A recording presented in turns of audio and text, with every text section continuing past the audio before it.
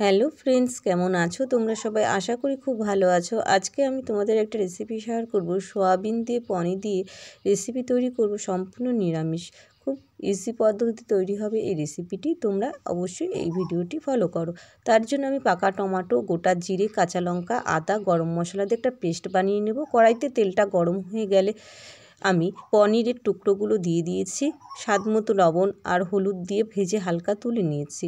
তারপর আমি আলুটাও কিন্তু ভেজে নুন হলুদ দিয়ে ভেজে তুলে নিয়েছি।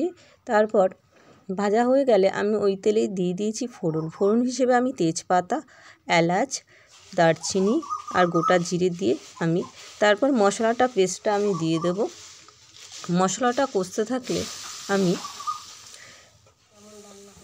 সোয়াবিনটা দিয়ে দেবো। সোয়াবিনটা আর আলুটা আমি দিয়ে ভালো করে কষিয়ে নেব। আমি এখানে একটা পাকা টমেটো দিয়েছি। পাকা টমেটো দিলে কিন্তু খেতেও অনেক টেস্টি হয়। টমেটোটা এখানেই কষে যাবে।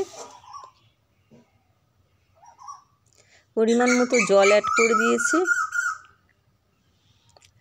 দেখো, টমেটোটা আমি সবজির সাথে পুরো ভালো করে মিশিয়ে দিচ্ছি, যাতে টমেটোটা পুরো মিশে যায় তরকারির সাথে।